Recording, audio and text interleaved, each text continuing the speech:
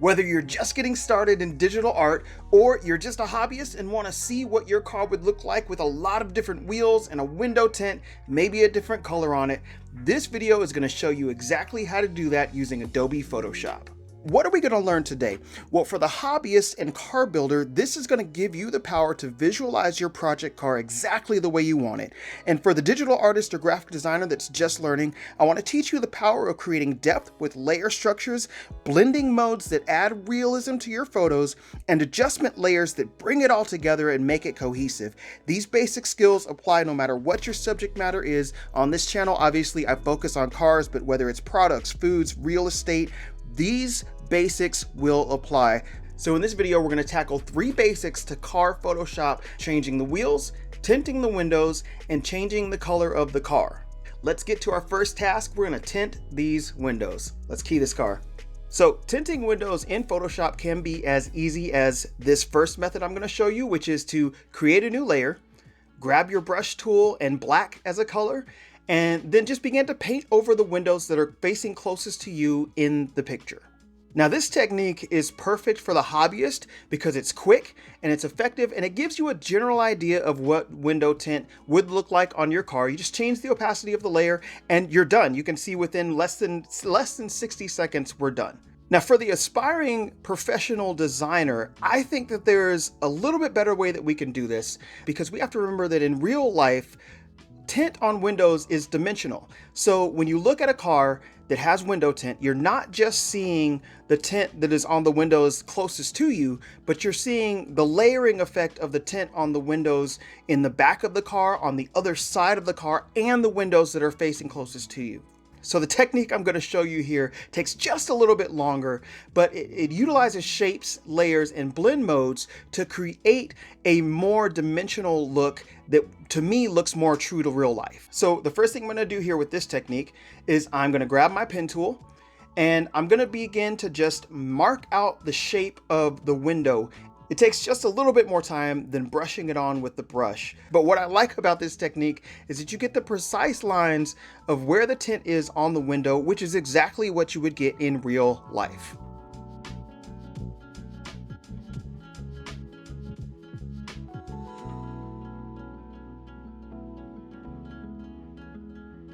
And now we've got all of our shapes marked out just like we're tinting the windows in real life. Now what we want to do, I'm going to start on the back side of the car. So on that driver's side window, I'm going to change the color of the tint layer, the shape, to a color that more matches the darkest color on the inside of the car. It's got a blue tint to it because you're getting the reflection of the sky in the windshield, and it's casting that on the inside of the car. So what we want to do is we want to match that color on that shape layer, and it's easy because we made it a vector shape. You just double click on the layer, it'll open up the color palette. Then you use your eyedropper tool, which automatically pops up anytime you move off of the color picker, and you can eyedrop any color on the entire photo. Let's go ahead and do the same thing on the rear windows. Now we're going to come back up to our front driver's side window. You can change the opacity here, and it begins to take on a really nice tint. But the magic can happen when we use a blending mode. So if I open up the blending mode for that layer, right now it's set to normal. If we simply drop that down, move it to a soft light blending mode, it automatically takes on a very, very nice tint. This is one of the other reasons I chose this photo, because there's a lot of noise in the background of this photo. I want you to see how we can effectively capture the noise and make this all look like it was like this in the first place. So the next part of this technique that I usually do is I will create a new layer now on top of the layer that I just did the blend mode, and then I'm going to clip that layer to the layer below it. Now in that top layer, the layer that I just created, all I'm going to do is I am going to make those colors match. I'm going to create a slight gradient because there is a gradation of blues in there. So I'm going to take the darkest blue and I'm going to paint that near the bottom. I'm going to take a little bit of light blue and I'm going to paint that around the top. And this is all to your discretion as the artist. You want to just make the tint look like it actually belongs on the car. And now all you have to do is repeat these steps for the other shape elements on the windows, and you'll see that we get a very cohesive look to the window tint. So clearly the second technique is geared more towards graphic professionals to get a look that looks photorealistic versus the first technique, which is more so if you just want to see very quickly what tint might look like on your car. Both of these techniques work equally as well, just depending on the level of detail that you want in your final product. I remember the first time I really fell in love with digitally editing my car photos. I had gotten my first car, I was 16 or 17 years old, and I just wanted to simply see what the car would look like with new wheels on it. Putting new wheels on your car is one of the quickest ways to update the look, and doing this in Photoshop gives you the ability to see what different styles and colors of wheels can look like very quickly so that you can get a feel for what you want to do with your project. So let's do that right now with this car. Let's get some new wheels on it. Step one in changing the wheels is to find a new set of wheels that you like, that you want to see on your car. I absolutely love these gold wheels, so I'm going to go with this. So I want you to pay close attention to the photo that I just chose, because the layout and the angle of the car in the photo are almost identical, just flipped of the photo that I'm using to Photoshop right now. So it's going to make it very easy for me to take these wheels from this car and put it onto my car. And the first thing I'm going to do once I get this new image of the wheels that I want in Photoshop is I'm going to take this photo and I'm going to flip it. So you just go up to Edit, Transform, Flip horizontally, and this will flip the image to the way that we need it. Now I'm going to go up and take my elliptical marquee tool, and I'm simply going to draw a selection around the wheels that I want to put on the car. Once I do that, I'm going to copy and paste, Control C, Control V, or go up to Edit and copy, Edit and paste, whichever way you choose. Get those onto their own layer. So now that we've got these wheels on their own layers, all I'm going to do is I'm going to transform these wheels so that they match up with the wheel and the tire that's already on the car. The short key to transform is going to be Control or Command T. And once you see the anchor points come up, then you can go and move the wheel around wherever you want, and we'll be able to skew the wheel to match up to where the existing wheel and tires are. Now, once you have the selection in the transform setting, you can control and then left click on any of these anchor points, and what it allows you to do is it allows you to scale these independently of each other. So I can move this around and get this wheel to fit where I want it to. I also drop the opacity on this layer so that I can see the wheel behind it, and I can match it up with where the lugs are. I'm more concerned with where the lugs are than anything else, so that it looks like it actually fits on this car. Now let's go ahead and do the same thing to the back wheel. And now that we've got the wheels in the right position, you'll notice that the lighting is way off on these guys. The tires are not right. Everything is very blown out as far as the lighting goes. So this is where we're going to get into some adjustment layers. The first thing I want to do though is I want to erase the tire that came with the wheel. I did this on purpose. When I made my selection, I made it just slightly bigger so that I captured some of that rubber on the outside. That way I can take my eraser tool, and on the layer I can blend that back so that it blends into the rubber on the existing tire. This is a quick way to really kind of blend these back into the image and make it look like it's part of the existing image. I'm going to go ahead and merge these two layers back together so that the wheels are on a single layer, and I can do my adjustments to both wheels at the same time. The first adjustment layer I'm going to use here is going to be my levels adjustment, and you can get to your adjustment layers from the bottom of the layers palette. Once I open that up, it's going to pop up just above the layer that I was on, so the wheels layer. What I want to do is I want to again clip that down to the layer below so that it masks it off to just that layer. And then I can use the sliders in the levels tool to change the light and dark levels on the wheels and get them to match more closely to what the overall composition of the photo is. And all you want to do here is play around with the sliders until the lighting looks like it matches the rest of the photo. Now, I also want to make sure that the colors are a little bit more spot on with where the rest of the photo is. So I'm going to add a hue saturation adjustment layer as well. That's also going to be clipped down so it's masking just onto the wheels. And then I'm going to go in and change the lightness and a little bit of the saturation on the wheels just to make it match more to what I want my eye to see, what I think my eye should be seeing.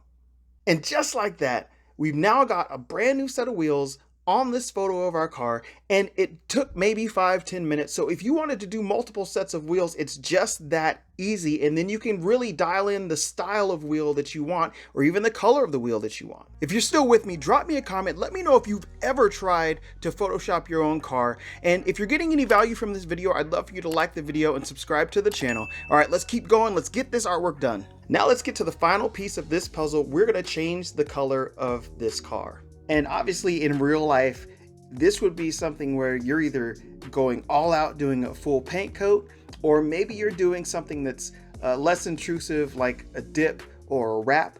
But changing the color of your car is one of those steps that can really make or break a build. One of the easiest ways I've found to do this, especially when you're dealing with a white car, and actually this works with other colors, you just have to be careful when you're doing your adjustment layer.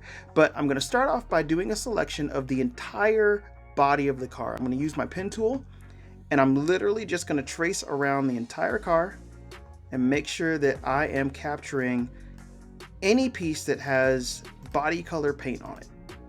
And then these little sections, I'm being very careful to make sure that I stay as close to the edge as possible. And again, if you're just doing this as a hobby, or you're just playing with your own photography, it may not matter to you.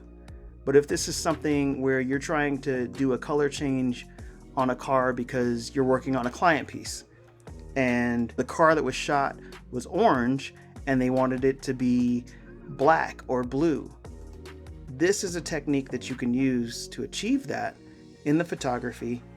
And for the most part, once you get to your final render, nobody will be able to tell the difference. All right, now the next step is that we're going to cut out everything that we don't want to color change. So windows, vents, the black part on the side mirrors, headlights, fog lights, anything else that we missed. I think that's it. And the emblem on the front. Want to make sure we get all the details. So let's do that quickly now. So now this is what we've got. We've got the car. It's completely masked off. And all I'm going to do is hover over the thumbnail of each layer. I'm going to hold down my control key. I'm going to click. And what it's going to do, it's going to make that a selection. I'm going to hold down Shift and Control and click. I'm going to hold down Shift and Control and click. And do that on each one of these layers that are above the main color layer. And what I can do now is I can click this Create Layer Mask button, and it's going to make a mask. Then all I have to do is flip it. Control I, and it flips it around, and everything is masked off with the exception of the main paint color on the car. Now I do see where I made a mistake here, and I clipped out the wing mirror. So I'm just going to go back in, and I'm actually going to do this by hand.